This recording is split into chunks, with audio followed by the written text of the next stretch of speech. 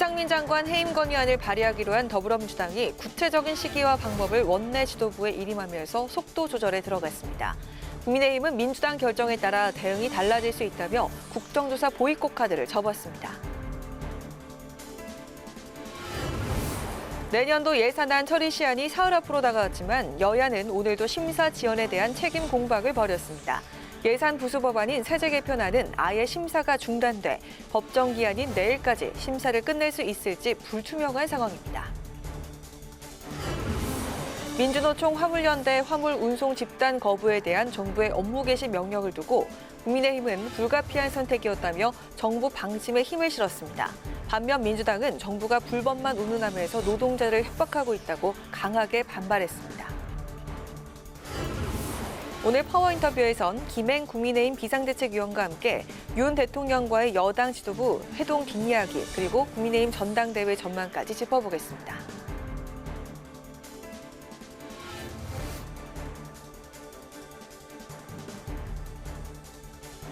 여러분 안녕하십니까? 11월 29일 의정 종합뉴스 뉴스엔 시작하겠습니다.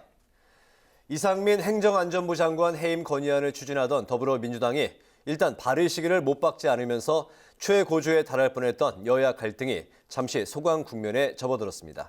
국민의힘은 잘한 결정이라며 국정조사 보이콧 카드를 유보했는데 앞으로 민주당의 결정을 지켜보며 대응하겠다는 방침입니다. 보도에 김희영 기자입니다. 이태원 참사 국정조사가 본격화되기도 전에 이상민 행정안전부 장관 거취 문제로 얼어붙었던 전국. 이 장관에 대한 해임 건의안을 추진하기로 결정했던 더불어민주당이 국회 발의 시점은 일단 보류하면서 여야가 극한 충돌은 피했습니다. 민주당은 의원총회에서 이태원 참사 부실 대응에 책임을 물어 인사조치를 취해야 한다는 데에는 만장일치로 의견을 모았습니다. 대통령이 민심을 나몰라라 오로지 자기 후배만 지키려 든다면 국민의 대리자인 국회는 더 이상 방관할 수가 없습니다. 민주당은 해임 건의안은 우선 추진하되 해임안이 강제성이 없는 만큼 바로 탄핵소추안을 발의할지를 검토하고 구체적인 방법과 시기는 원내 지도부에 일임하기로 했습니다. 이 같은 민주당 결정에 국민의힘도 국정조사 보이콧을 유보했습니다. 이어서 앞으로 민주당 원내 지도부 결정에 따라 대응하기로 방침을 정했는데 주호영 원내대표는 민주당 원내 지도부가 예산안 처리 후 국정조사 실시라는 합의 정신을 지키길 바란다고 당부했습니다. 또 국정조사 실시 전에 이 장관 해임안을 강행 처리하는 것은 국회를 파행으로 몰면서 정치를 포기하는 것이라며 거듭 비판했습니다. 169석을 가지고 있는 힘자랑, 결국은 대선 불복이고 대한민국은 어떻게 되든지 간에 국민의힘 윤석열 대통령이 잘하는 꼴은 못 보겠다는 심사에 다름 아닙니다. 대통령실 측도 이 장관 해임을 먼저 요구하는 건 국정조사 결론을 정해놓은 것으로 비칠 수 있는 만큼 진상규명을 통해 책임 소재를 가리는 게 우선이라고 밝혔습니다. 민주당이 해임안과 탄핵안 사이에서 발의 시기를 함께 고심 중인 가운데 해임안 또는 탄핵안이 발의되면 이후 처음 개의하는 본회의에 보고가 됩니다. 이때부터 24시간 이후 72시간 이내에 무기명 투표에 들어가 재적의원 과반 찬성으로 의결되는데 169석의 민주당 단독으로도 처리가 가능한 상황입니다. 해임안은 강제성이 없어 윤 대통령이 거부권을 행사하면 그대로 종결되는 반면 탄핵안은 헌법재판소의 탄핵 심판이 있을 때까지 권한 행사가 정지됩니다. 국회 방송 김희연입니다. 여야 이견으로 법정 처리 시한이 사흘 앞으로 다가온 639조 원 규모의 내년도 예산안 심사도 난항을 거듭하고 있습니다. 예산 심사 지연에 여야는 내탓 공방을 이어가고 있는데요. 세법 개정안 등 예산 부수법안 심사도 멈춰섰습니다. 보도에 박지영 기자입니다. 여야가 예결위의 예산 조정 소위 파행을 두고 책임 공방을 이어갔습니다.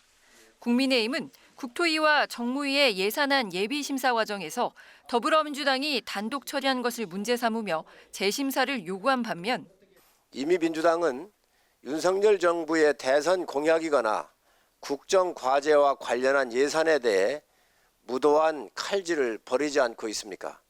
거짓으로 비판하면서 내년도 예산을 발목 잡지 않기 바랍니다.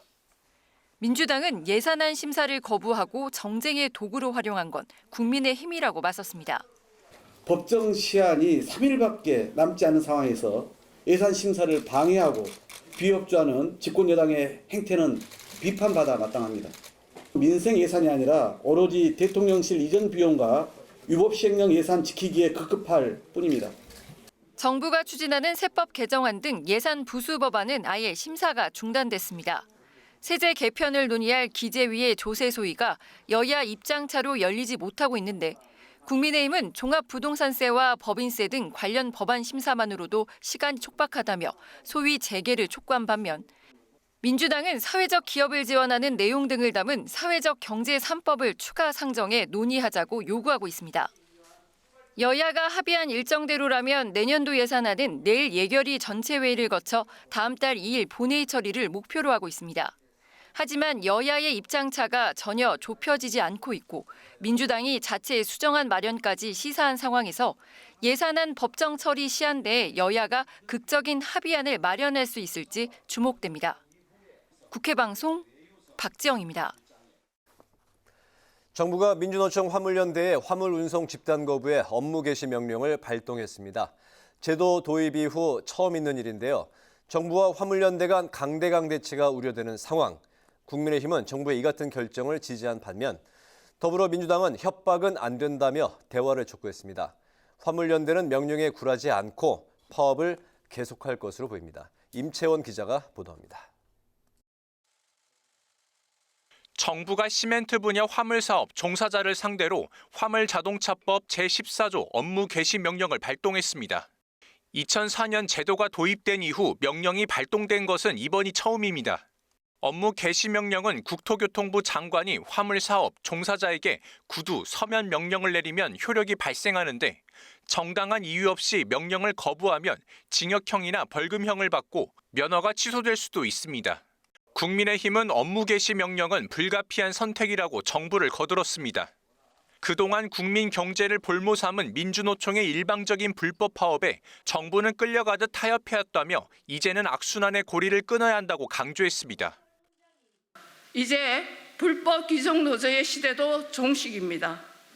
화물연대 불법 파업에 대한 업무 개시 명령은 법위에 군림하는 때법, 저임금 노동자, 서민, 대한민국 경제를 유린한 불법 종식 명령입니다.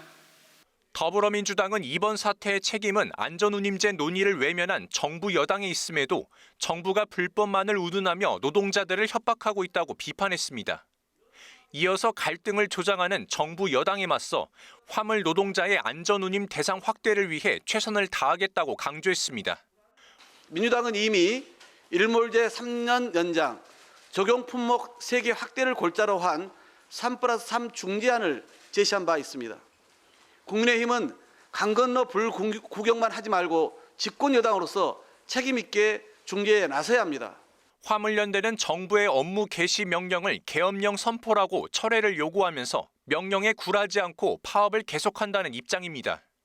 이렇게 정부와 화물연대 간 갈등이 최고조로 치닫고 업무 개시 명령에 대한 여야의 시각차도 엇갈린 상황 속 화물연대 파업은 장기화 조짐을 보이고 있습니다. 국회방송 임천입니다. 더불어민주당이 검찰의 이재명 대표 수사에 대한 반격으로 대장동 특검을 꺼낸 데 이어서 김건희 여사의 주가 조작 수사도 촉구하면서 공격 전선을 확대했습니다. 반면 민주당 김의겸 의원과 유튜브 매체 더 탐사에 대한 비판을 쏟아내고 있는 국민의힘은 한동훈 법무부 장관 자택 침입을 시도한 더 탐사 배후에 민주당이 있는 것 아니냐며 날을 세웠습니다. 홍혜진 기자의 보도입니다. 검찰의 이재명 대표 수사에 대한 대응 방안을 고심하던 민주당이 윤석열 대통령을 정조준한 대장동 특검에 이어 김건희 여사 주가 조작 의혹을 다시 꺼냈습니다. 민주당은 야당 수사에 혈안이 되어 있는 검찰이 김 여사 의혹에 대해선 편파 수사를 하고 있다고 비판했습니다. 검찰에 묻습니다. 대통령 가족 김건희 여사가 대한민국의 치외법관이라도 됩니까? 이재명 대표와 야당을 수사하는 그 여력에 10분의 1만 써도 벌써 도이치모터스 주가 조작의 실체를 낱낱이 밝혀내지 않았을까요?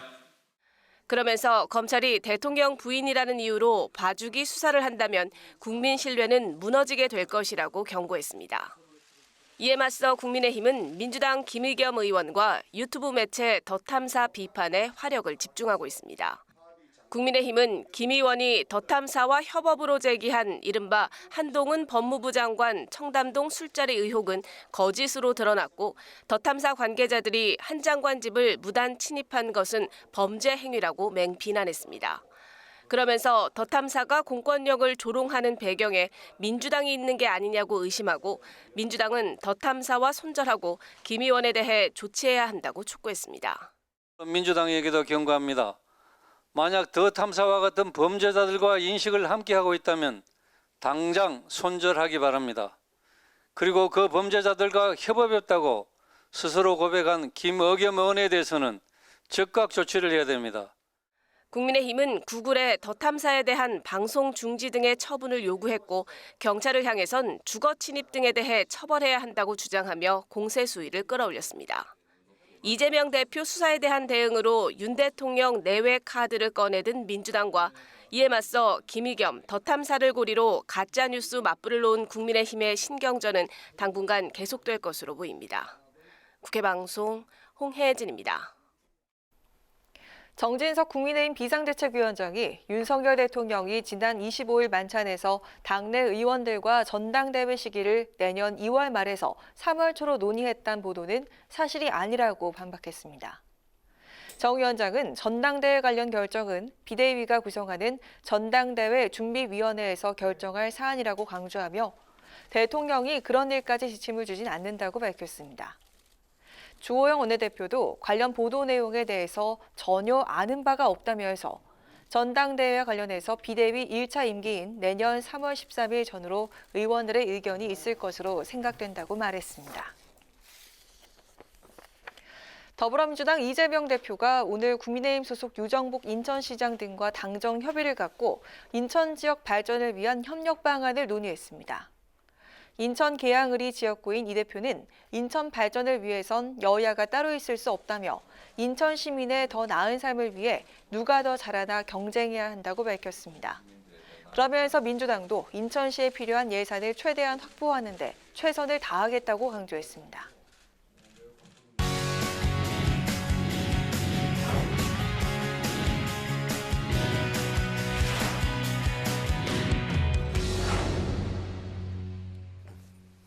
네, 이슈 분석 김동길 기자와 함께합니다. 김 기자 어서 오세요. 네. 지난주에 여야가 이태원 참사 국정조사에 극적으로 합의를 했었는데 여전히 이상민 행안부 장관 거취 문제를 놓고는 충돌하고 있는 상황이네요. 네, 이태원 참사 국정조사 계획서가 국회 본회의를 통과한 이후에 민주당이 윤석열 대통령에게 이태원 참사의 책임을 물어서 이상민 장관을 파면하라고 이제 요구하면서 여야가 대치 국면을 지금 이어가고 있습니다. 네. 이태원 참사가 발생한 이제 오늘로 한 달이 되는 날인데요. 민주당이 지난주에 이태원 참사 한 달 전인 어제까지 이제 시한을 못 박으면서 윤 대통령이 이제 결단을 촉구했었거든요.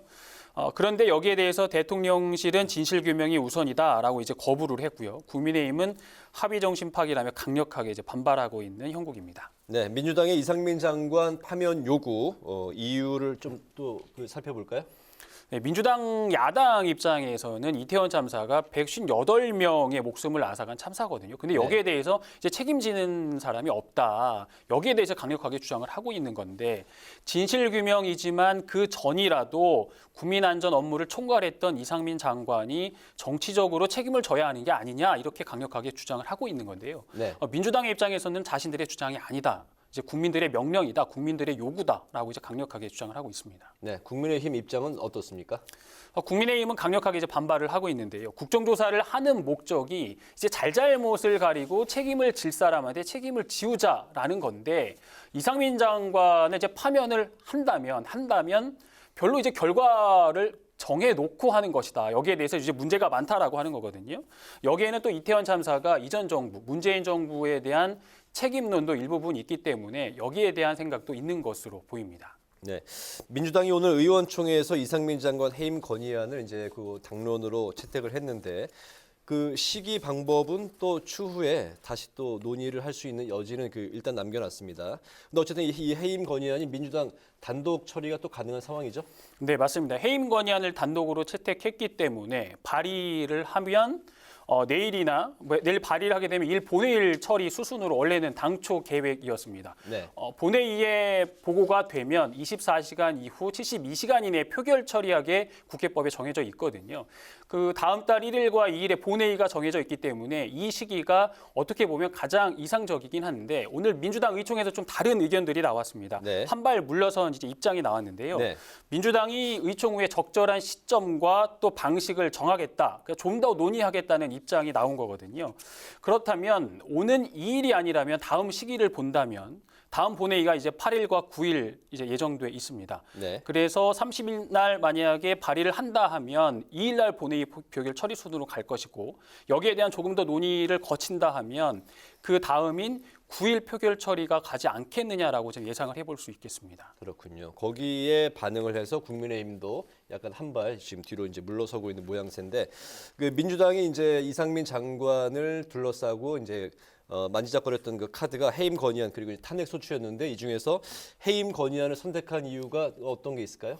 민주당이 이제 처음에는 탄핵 소추안을 먼저 발의하지 않겠느냐라는 전망이 좀 무색했습니다. 네. 지난 9월 민주당이 주도한 박진 외교부 장관 이 해임 건의안이 국회를 통과했었는데요. 윤 대통령이 거부를 했었거든요. 말 그대로 이제 건의이기 때문에 대통령이 받아들이지 않으면 이제 그만이기 때문에 이번에는 바로 탄핵 소추 카드를 꺼내지 않겠느냐 이런 예상들이 있었습니다. 그런데 네. 이 탄핵 소추 같은 경우는 정치적 책임을 넘어서 법률적 위반 사항까지 드러나야 하는 어떤 부분들이 있습니다. 그래서 당장 탄핵 카드보다는 해임 건의안으로 하는 입장을 한 것으로 보이고요. 그렇지만 민주당은 이제 분명한 입장을 밝히기도 했습니다. 해임을 거부하면 윤 대통령이 해임안을 거부하면 탄핵 소추도 추진하겠다라는 방침을 이제 공식화했는데 오늘 의총을 통해서는 탄핵 소추까지 조금 더 한 발 더 나가서 탄핵 소추를 먼저 검토하겠다는 좀 의지도 비춰진 부분도 있습니다. 어쨌든 간에 이제 탄핵 소추안이 국회에서 통과가 되면 헌법재판소 결정에 나올 때까지 최장 180일 동안 직무가 정지가 되기 때문에 여기에 대한 타격, 윤 대통령에 대한 타격도 좀 있을 수밖에 없는 사안입니다. 그렇군요. 민주당의 그 이 장관 해임 건의안 발의를 국민의힘은 지금 어떻게 지켜보고 있습니까? 국민의힘은 국정조사 합의 파기다. 이제 야당의 힘 자랑이다라면서 이제 강력하게 반발을 하고 있고 좀 비난을 하고 있는 형국인데요. 주호영 원내대표는 예산안 통과 뒤에 국정조사를 통해서 책임을 묻기로 한 것은 여기에는 이제 해임 건의를 하지 않는다는 이제 전제가 된 것이다. 라는 입장을 밝혔거든요. 또 정쟁에 활용해서 윤석열 정부에 타격을 입히기 위한 것이다라는 게 이제 국민의힘 입장인데 여기에 또 이재명 대표 수사 시선을 돌리고 방탄하려는 것이다. 뭐 이런 입장까지 전해지고 있습니다. 여기에 국민의힘 국정조사 특위위원들이 어제 기자회견을 했는데 이상민 장관 파면 요구를 처리하지 않으면 사퇴까지 고려하겠다면서 이제 강력 반발했고요. 그런데 여기에 대해서 이제 지도부는 일단 보이콧을 오늘 유보하겠다는 입장을 내고 민주당의 결정에 따라서 대응하겠다는 입장을 내놨는데요. 민주당이 해임을 발의한다, 해임 건의안을 발의한다 그러면 국민의 입장도 다시 또 보이콧까지 또 그 카드를 만지지 않을까라는 생각을 해봅니다. 네, 예산안 이상민 장관 해임 건의안 혹은 탄핵 소추 그리고 이제 이태원 참사 국정조사가 아주 서로 맞물리면서 굉장히 지금 복잡하게 돌아가고 있는 상황인데 여야의 충돌이 이번 주가 이제 분수령이 될 것으로 보이는데 어떻게 전망을 할 수 있을까요? 네, 이번 주 금요일은 12월 2일입니다. 만약에 내일 민주당이 강경 모드로 다시 전환을 해서 발의를 한다면 해임 건의안을 발의한다면 네. 2일 표결 절차가 이루어질지에 대한 관심도 또 모아지는 부분이 있고요. 네. 또 12월 2일은 내년도 예산안 처리 시한입니다. 근데 현재까지 여야의 예산안 심사 진행되는 상황들을 보면 여야의 이견이 크기 때문에 심사가 난항을 겪고 있고 쉽게 합의까지 갈 가능성이 조금 어려워 보이는 입장이 아주 크거든요. 이렇게 본다면 예산안과 또 해임 건의안 대치가 여야의 대치가 길어진다면 윤석열 대통령이 갖고 있는 가져야 될 부담은 훨씬 더 커질 수밖에 없습니다. 그렇기 때문에 그럼 이 부담이나 이 대치 전국을 좀 풀 수 있는 카드가 뭘까라고 생각해 보면 이상민 장관이 스스로 거취를 결정할 수 있는 할 수도 있지 않을까라는 그런 추측까지도 조금은 해볼 수 있겠습니다. 네, 오늘 이슈 분석 김동길 기자와 함께했습니다. 김 기자 수고했습니다.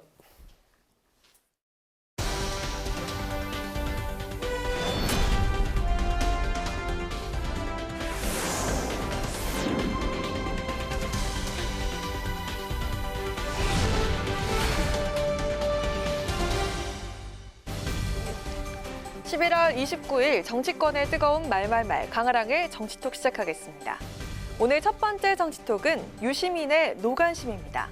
최근 다시금 목소리를 높이고 있는 유시민 전 노무현 재단 이사장을 향해 민주당의 박용진 의원이 무심한 듯 뼈있는 응수로 맞서 이목을 집중시켰습니다. 먼저 그 발언부터 들어보시죠. 별로 관심 없습니다. 그분의 관점과 표현에 대해서 관심을 끄는 지가 꽤 됐기 때문에 그렇긴 한데 당을 사랑하니까 저는 그래요. 아마 조국 사태와 그 이후에 있었던 여러 가지 포인트마다 저하고 그분하고 의견이 다 달랐을 거예요. 그리고 그분이 주장한 대로 사태가 흘러왔을 거예요, 지금까지. 그래서 당이 잘 됐나 생각해 볼 필요가 있고요. 최근 이태원 참사 유족의 동의 없이 희생자 명단을 무단으로 공개해서 논란을 빚었던 매체에 유시민 전 이사장이 기고한 이 글 때문입니다. 당내 소장표로 불렸던 조금박해, 조응천, 금태섭, 박용진, 김혜영 전 의원을 향해서 유명세를 얻으려고 당을 비판한다면서 직격을 한 건데요. 특히 조금박해 이들은 이재명 방탄에 앞섰던 지도부를 비롯한 당내 주류들과는 달리 이재명 대표의 사법 리스크와 관련해서 한 목소리로 우려를 드러낸 바 있습니다. 이재명 대표를 향한 쓴소리가 내심 불편했던 걸까요? 표적을 정해놓고 거기에 맞춰서 수사를 하는 수사 기소권이라고 하는 게 사실은 정의의 최후 보루인데 그걸 훼손하는 도구로 쓰여진단 말이에요. 근데 지금은 보면 그냥 무신정권 같아요. 검찰권이 사적 도구가 된 것 같아요. 이처럼 최근 이재명 대표가 유시민 전 이사장이 진행하는 유튜브 방송에 출연해서 검찰을 비판하자 공감의 뜻을 밝히기도 했었죠. 다른 목소리를 내는 게 자기 정체에 불과하다는 유 전 이사장과 진짜 당을 아끼고 사랑한다면 바른 말도 마다하지 않아야 한다는 박용진 의원의 반박. 박 의원은 쓴소리에 대한 소신을 이렇게 밝히기도 했습니다. 쓴소리하고 뭐 이렇게 하는 게 저라고 그게 무슨 즐거운 일이겠습니까? 그러고 나면 뭐 문자 폭탄에 온갖 욕설 이런 걸 이제 봐야 되는데 그럼에도 불구하고 충언은 귀에 거슬리고 명약은 입에 쓰다고 하는 말처럼 그리고 그 역할을 제가 뭐 해야 된다고 생각하고 당을 사랑하니까 그 일을 하는 거거든요. 지난해 정치 현안에 대한 비평은 일절 않겠다던 유시민 전 이사장. 그 공언이 그리 오래가진 않은 듯한데요. 조금밖에 당을 향할 쓴소리, 여러분 생각은 어떠신가요? 두 번째 정치톡은 이준석의 재기 의지입니다. 비대위 가처분 신청이 기각된 이후 2달 가까이 모습을 보이지 않았던 이준석 전 대표가 어제 여의도에 등장했습니다. 국민의힘 허은하 의원의 출판 기념회 현장인데요. 자신의 대표 시절 수석 대변인을 맡았던 허 의원을 축하해주러 빗속에 자전거를 타고 행사장에 나타난 겁니다. 친 이준석계로 꼽히는 김웅 의원의 모습도 보이고요. 주호영 원내대표와 반갑게 악수를 나누는 모습도 포착이 됐습니다. 현장에서 오랜만에 마이크를 잡은 이준석 전 대표의 목소리 직접 들어보실까요? 기사 좀 나게 해드릴까요? 아니면 조용히 넘어갈까요? 네? 많은 분들이 요즘 이제 뭐 하고 다니는지 지금 고민 많이 하시겠지만은 저도 총선 승리 전략을 고민하면서 지금 가고 있습니다. 저는 총선 3번 졌기 때문에 4번째는 돼야 되거든요. 참 선거라는 것은 결국 바람과 그리고 인물과 구도 모든 것이 겹쳐져야지만 승리한다는 걸 다 알고 있습니다. 근데 지금 상황에서 각자의 개별 약진을 하고 그다음에 어느 시점에서는 그 노력을 합쳐서 바람을 일으키는 그런 과정이 필요할 것이다. 3번 졌으니까 4번째는 돼야 한다. 다음 총선에 도전하겠다는 뜻으로 해석이 되는데요. 하지만 이같이 3전 4기를 노리는 이 전 대표의 공천 여부에 대해서 찬물을 끼얹는 발언도 있었습니다. 검찰에 송치된 성산한 무고죄 사안이 어떻게 처리되느냐에 따라서 결정이 되지 않을까 이렇게 생각이 됩니다. 만일 여기서 기소가 된다면 이준석 대표가 그동안 국민들에게 했던 부분이 다 거짓말이라는 것이 인식이 되고 또 그것이 그전에 1심에서 만약 유죄가 난다면 과연 이준석 대표가에게 공천을 준다 설령 준다고 하도 국민들 그걸 또 받아들일 수 있을지 저는 그거는 좀 의문입니다. 그런가 하면 홍준표 대구시장도 이준석 대표의 총선 출마 의지를 의식한 듯 누구나 겁없던 청년 시절이 있었다면서 좀 더 성숙해지길 당부하기도 했습니다. 슬슬 재기 움직임을 보이고 있는 이준석 전 대표. 그의 말처럼 바람을 일으키는 총선 승리 전략이 통할지 앞으로 행보를 지켜보겠습니다. 지금까지 강아랑의 정치톡이었습니다.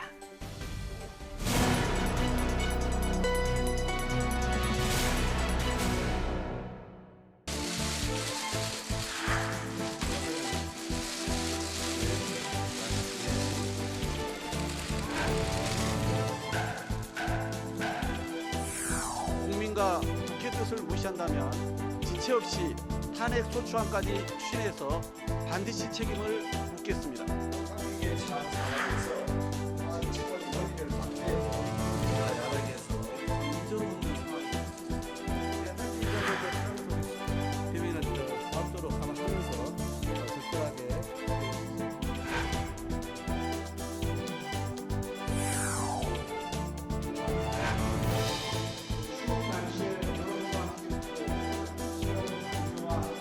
그분들 폰목에 사표 던지고 이 상황에서 벗어나고 싶지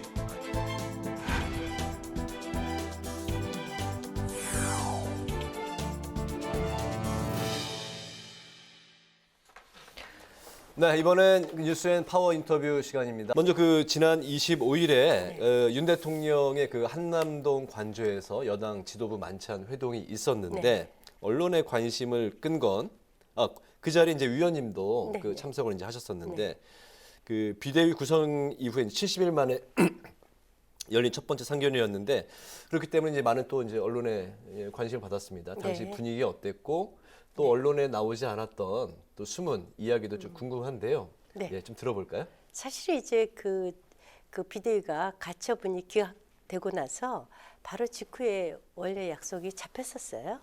그랬는데 그때 이제 이태원 참사가 있고 뒤이어서 이제 대통령께서 해외 순방 가시지 않았습니까? 네.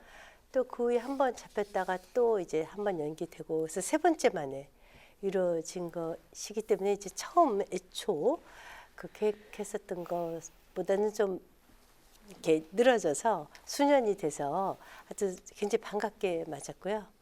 그것도 이제 한 식구니까 뭐 이렇게 서로를 뭐 소개하고 뭐 이럴 필요는 없잖아요. 그러니까 이제 바로 이렇게 뭐라 그럴까 우리 친구들끼리 만나면 저 화면이 바로 그 장면인가요? 아니에요. 저건 다른 장면인가요? 당시에는 이제 그 장소에는 용화대에 그 대통령실에 전속 사진사도 들어오지 않았어요. 네. 그러니까 일체 사진이 없죠. 해당 관련 사진은 언론에 전혀 노출이 안 됐군요. 네네. 전속 총한 몇 사진사도 안 분 정도 들어왔으니까. 초대를 받으신 건가요? 저희가 한 두세 분 정도? 네. 제가 정확히 지금. 그러나 가장 기억에 남는 윤 대통령의 말씀이 있었다면 어떤 게 있을까요? 전 세 가지에 이분이 굉장히 진심이구나 그런 걸 느꼈는데 첫째는 참 월드컵에 진심이시구나. 네. 남자들은 정말 축구 얘기 좋아하는 것 같아요. 사실 저는 개인적으로 축구 얘기는 별로 관심이 없었는데 예전에 월드컵에 직접 표를 사서 구경도 관람도 부산이고 하셨다고. 다 2002년 그때 당시 월드컵을 잊을 수가 없대요. 그걸 다 기억을 하고 계시더라고요. 또 하나는 사우디의 빈살만 총리 만났을 때 굉장히 기분도 좋고 또 저희가 40조에 달하는 MOU까지 일단 체결하지 않았습니까? 그것에 대해서 굉장히 뿌듯하신 것 같아요. 그래서 빈살만에 대해서 굉장히 진심이다 이런 생각을 느꼈고요.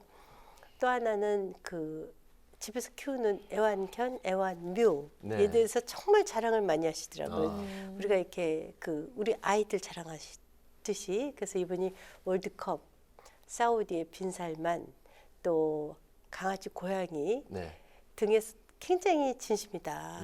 그래서 굉장히 스위트하신 분이구나. 저는 개인적으로 그런 생각을 했어요. 근데 그것이 이제 틀리지 않았던 것이 제일 진심은 역시 사람을 대하는 태도 아니겠어요?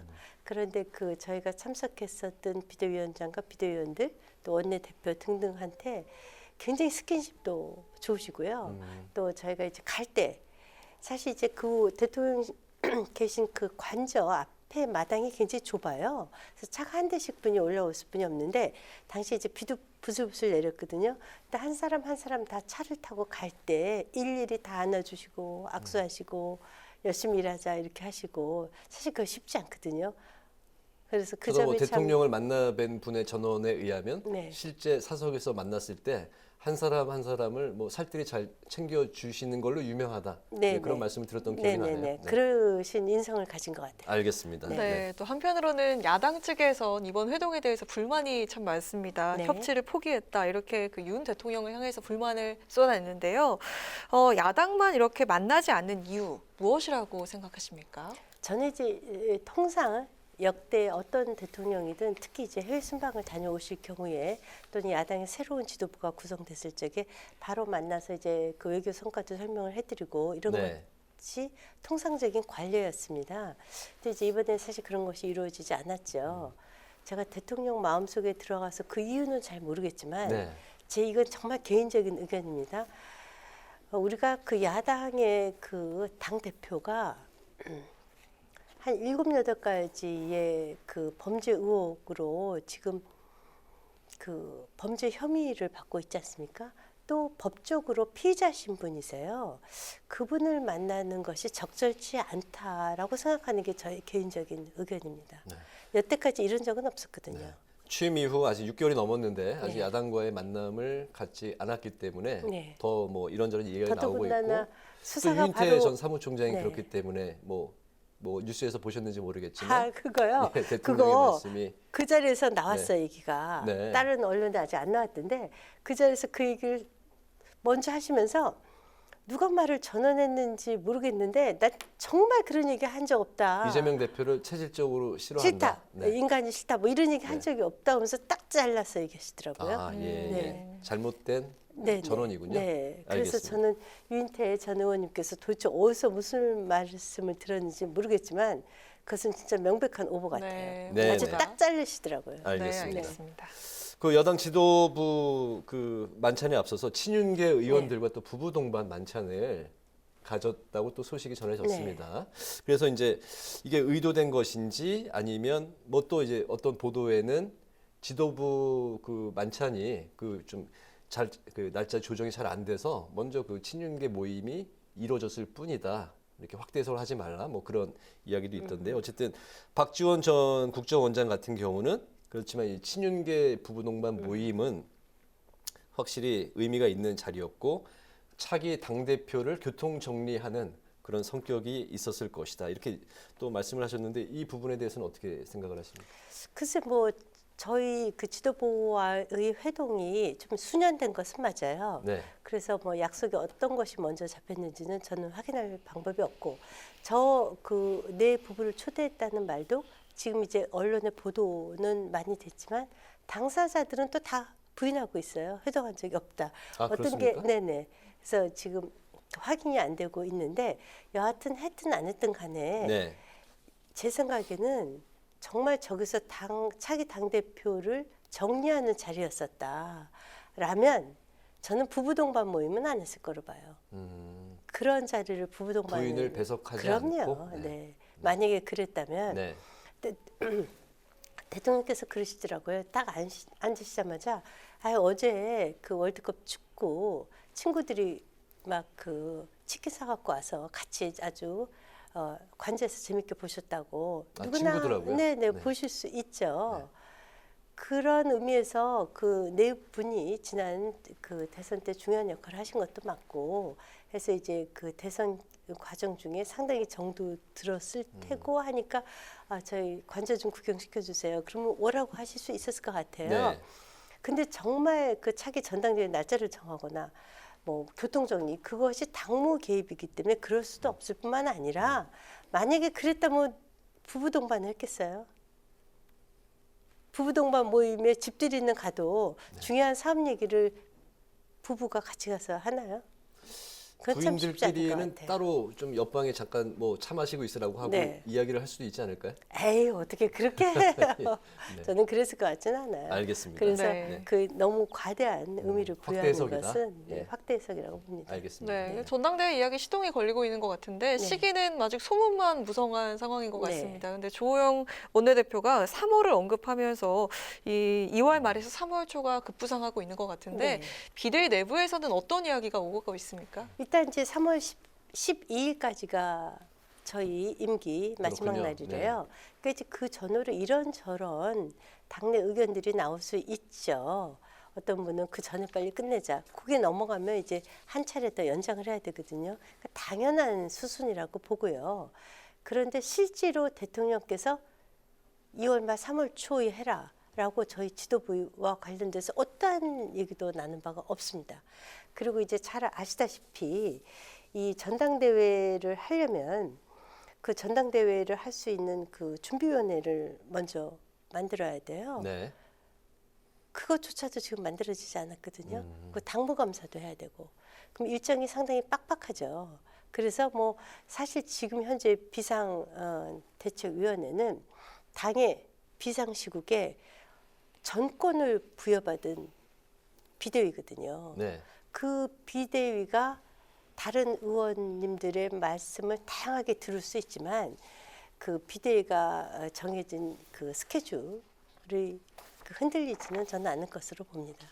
그게 그러면 대략 전대 시기는 언제쯤으로? 아직 그 전대 시기를 결정할 수 있는 네. 권한이 사실은 비대위에 있지 않아요. 아. 저희가 그 전당대회 준비위원회를 구성을 하면 거기서 전적으로 이제 준비위원회에서 결정할 사안이다. 결정을 하는 게 아니고요. 네. 거기서 이제 언제 하자 뭐 이런 것을 이제 결정을 하고 룰을 어떻게 할 것인가 등등을 결정을 하지 않습니까? 근데 거기서도 다 할 수가 없어요.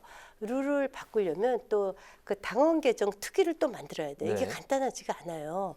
그리고 또 전당대회 날짜가 만들어지면 선거 그 준비위원회도 만들어야 돼요. 이게 만들어야 될 게 많아요. 복잡하군요. 근데 복잡해요. 예.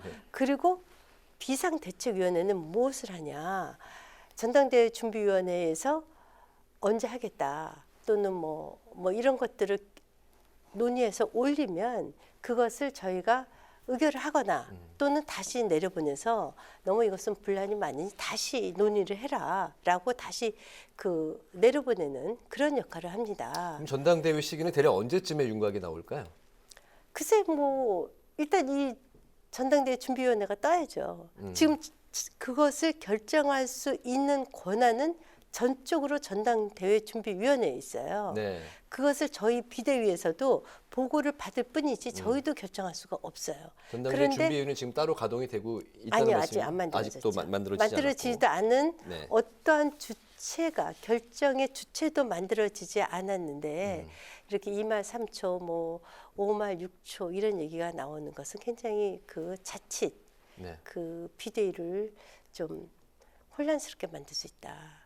네, 저는 알겠습니다. 그렇게 봅니다. 네. 네. 아직은 그 시기는 오리무중이다. 네, 오리무중이죠. 알겠습니다. 네. 친윤계 의원들 중심으로 전당대회 룰을 또 뭐 변경을 하는 그런 움직임이 있다는 얘기도 들려옵니다. 여론조사보다 당원 투표 비중을 이제 높이겠다. 네. 뭐 이게 이제 계획인 것 같고 그 계획의 한 복판, 한 중심에는 유승민 의원이 이제 현재 여론조사 1위를 달리고 있기 때문에 네. 여론조사로는 유승민 전 의원을 좀 감당하기 버겁다 해서 이제 당원 투표 비중을 높이겠다는 게 이제 그 친윤계 의원들 중심으로 해서 이야기가 또 나오고 있는 것 같습니다. 전대 룰에 대해서 비대위에서는 어떻게 좀 이야기들이 나오고 있는 게 있습니다. 비대위에서 현재까지 전당대회와 관련돼서 어떤 얘기도 한 적이 없어요. 다만 지난번 월요일 날 티타임 때 그 비대위 회의 직전 티타임 때 네. 이제 정기국회 예산국회가 끝나가니까 각자 그 비대위원들께서 좀 전당대회에 대해서 생각 좀 해봐 주세요. 이게 다예요. 지금까지 네. 나온 말은. 그리고 이제 룰을 바꾸는 것은 저희 당의 당원 당규를 바꾸는 것이거든요. 그것은 마치 국가에서 헌법을 바꾸는 것처럼 간단한 문제가 아니에요. 네. 그리고 이제 당원 개정 특위도 만들어야 되고 당원 개정 특위에서 어떠한 안을 만들면 그것이 또 그 전국위에서 과반에 제적 과반에 또 찬성 과반을 통과해야지 되는 또 의례가 있습니다. 그냥 몇 사람이 얘기해서 딱 바꾸게 이렇게 안 됩니다. 그 과정에서 아마 이것이 뇌관이 될 것 같아요. 뭐 유승민 전 의원 측이나 뭐 안철수 의원님 같은 경우도 반대하실 수 있고요. 굉장히 이해가 복잡한 거거든요. 그게 정광석화처럼 될 수 없고 또 하나 사실 이제 그 헌법 바꾸는 거가 굉장히 어렵지 않습니까? 네. 마찬가지로 이 전대 룰을 바꾸는 것에 이해가 극명하게 갈리기도 하지만 제일 중요한 것은 총선 승리거든요. 그러면 민심을 보지 않을 수가 없어요. 네. 민심이 마치 특정인을 위한 어떤 당원 당규 개정이다라고 할 적에 그것을 저희가 어떻게 극복할지 이런 것에 대해서도 굉장히 심도 깊은 논의가 있어야지 되기 때문에 이것에 대해서 지금 섣불리 예단하는 것은 다 뜬구름 잡는 얘기다. 저는 이렇게 봅니다. 그리고 전대 시기 그리고 전대 룰에 대해서 나오는 네. 이야기는 아직은 다 뜬구름 굉장히 잡는 얘기죠. 그래서 설왕설래다. 정진성 비대위원장께서 이제 진짜 장문의 계절이 왔다 이렇게 얘기했어요. 소설 같은 이야기들? 네, 소설 같은 얘기들이 나오고 있어요. 네. 그런데 국민도 있고 당원도 있고 또 민심과 당심이 완전히 배치돼서 가지 않아요. 그런 마련에서 저희가 그 2024년 총선 반드시 승리해야 되는데 굉장히 조심스러운 부분입니다. 알겠습니다. 네, 여야 갈등 상황에 대해서 짚어보도록 하겠습니다. 그 이상민 행안부 장관 해임 건의안을 추진하던 민주당이 지금 시기와 방법을 재검토하겠다라고 나왔습니다. 그래서 지금 여야 갈등이 잠시 소강 국면에 접어들었는데 이렇게 보류를 하게 된 그 민주당 배경 어떻게 보십니까? 그 사실 이제 이 국정조사를 합의한 것은 이제 제대로 책임 소재도 가리고 그것에 대해서 재발 방지책을 만들자. 이래서 사실 그 우리 당 입장에서는 아주 고육직책으로 받은 거예요. 왜냐하면 지금 현재 수사가 진행되고 있지 않습니까? 그래서 받아서 이것을 하기로 했어요. 45일간. 그런데 뜬금없이 이상민 해임을 들고 나온다는 것은 국정조사 파기 행위라고 뿐이 얘기할 수가 없어요. 근데 이제 민주당에서도 말은 던져놓고 지금 좀 주저하지 않습니까? 예컨대 해임안을 냈다고 하면 뭐 이전의 사례를 보면 윤석열 대통령께서 당연히 거부하시겠죠. 그럼 정쟁뿐이 안 되거든요. 네. 그래서 일부 과격한 그 의원님들 같은 경우 민주당에 탄핵 얘기도 해요. 이상민 장관 탄핵. 그거는 정말 더 어려워요. 만약에 그렇게 해서 의석수로 통과시킬 수 있어요. 헌법재판소에서 기각돼 버리면 민주당의 정치적 행위에 대한 정당성을 담보하기가 굉장히 어렵거든요. 이전에 그거 기억나세요? 그 노무현 그 전 대통령 탄핵안이 그 헌재에서 기각됐죠. 네. 그 역풍으로 그때 우리 국민의힘이 총선에서 선거에서 대패했죠. 네. 그 역풍이 그게 만만치가 않은 거죠. 네. 탄핵 소추를 잘못 카드를 꺼냈다가 그럼요. 네. 네. 헌재에서 총선에 또 지대한 영향을 악영을 네. 미칠 수 있으니까. 네, 총선이 얼마 안 남았거든요. 네네. 이게 법리 해석도 있어야 되고 정확한 그것도 이제 국민 여론도 봐야 되고 그때 당시에 그 우리 보수당 우리 당이죠. 이름이 바뀌어서 그렇지만 이름이 하도 많이 바뀌어갖고 사실 기억을 잘 못하겠는데 한나라당이었을 겁니다. 네, 그때 한나라당이었나요? 그때 그 역풍이 만만치 않았죠. 알겠습니다.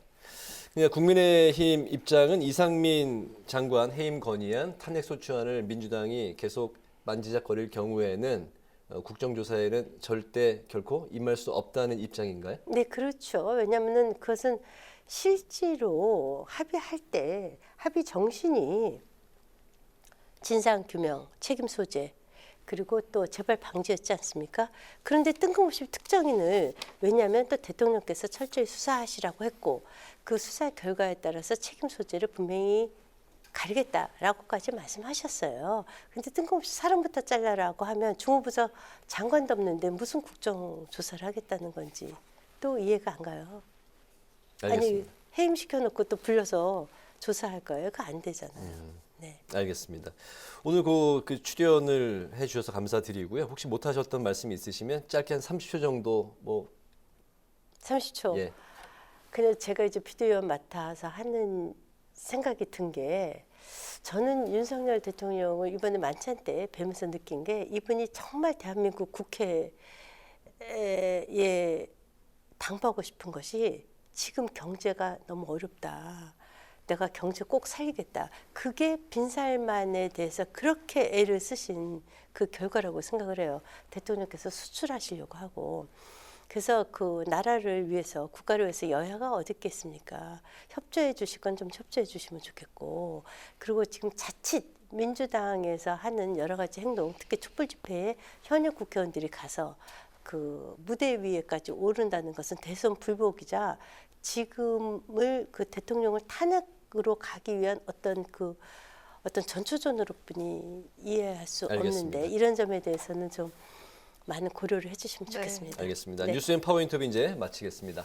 지금까지 김혜은 국민의힘 비상대책위원과 관련 이야기를 나눴습니다. 오늘 말씀 잘 들었습니다. 감사합니다. 고맙습니다.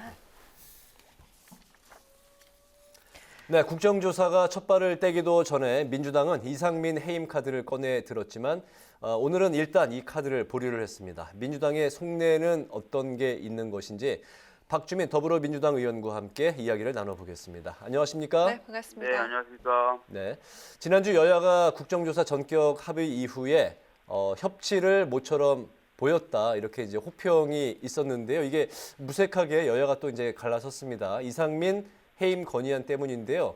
국정조사가 시작하기도 전에 이상민 장관의 해임부터 꺼내든 이유부터 좀 들어볼까요? 우선은 그 지난주에 합의됐던 내용 중에 뭐 이상민 장관의 거취에 대해서는 거론하지 않는다 이런 내용은 없었어요.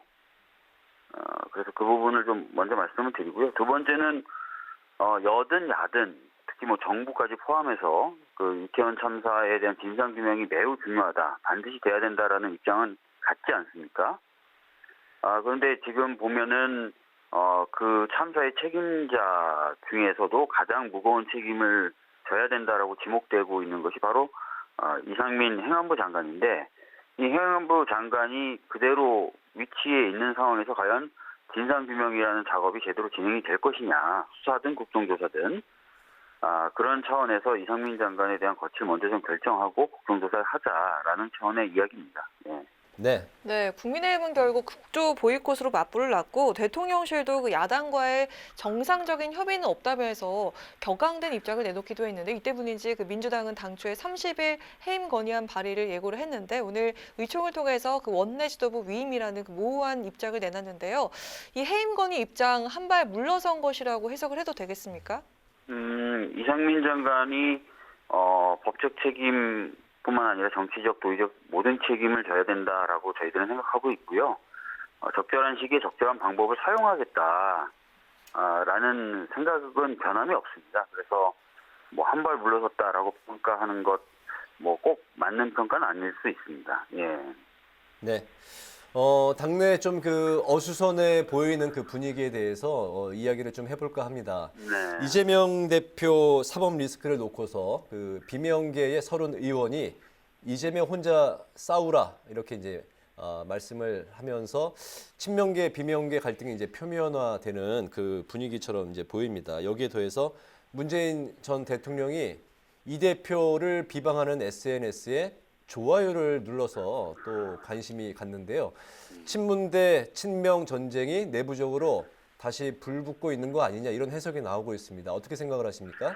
뭐 그런 건 아니고요. 아시다시피 서른 의원님이야 늘 그렇게 말씀을 해오셨던 분입니다. 그래서 뭔가 새로운 이야기를 한다 이런 거 아니고요. 그다음에 문재인 전 대통령님께서 뭐 SNS에 그 어떤 특정한 게시물을 좋아요 눌렀다라고 하는 것도 이제 뭐 실수였던 것으로 지금 이야기가 나오고 있는 거지 않습니까? 그 과거에도 보면은 이재명 대표와 문재인 전 대통령님 사이에 이제 여러 뭐 분위기 좋았던 뭐 그런 모습들 많이 저희들이 볼 수 있었고요. 그래서 그런 걱정은 하지 않으셔도 될 것 같고요. 지금 뭐 당내 방금 말씀하셨던 무슨 개와 무슨 개가 정면으로 뭐 부딪힐 거다 이런 분위기는 전혀 없습니다. 네. 네, 오늘 말씀은 여기까지 듣겠습니다. 고맙습니다. 예, 감사합니다. 박주민 더불어민주당 의원과 이야기 나눠봤습니다. 네, 본격적인 겨울의 시작과 함께 매서운 강추위가 기승을 부릴 것으로 보입니다. 전국 대부분 지역에 한파 경보가 내려졌고요. 내일은 영하권의 기온을 보이면서 춥겠습니다. 일부 지역은 눈 소식도 나와 있습니다. 불쑥 찾아온 겨울에 대비 단단히 하셔야겠습니다. 네, 지난주에 강행코가 마지막 클로징에 마지막 그 가을이라고 했죠. 누리라고 했는데 네. 이번 주 바로 겨울이 시작이 됐네요. 네, 겨울이 시작입니다. 네, 오늘 뉴스에는 여기서 마치겠습니다. 시청해 주신 여러분 고맙습니다.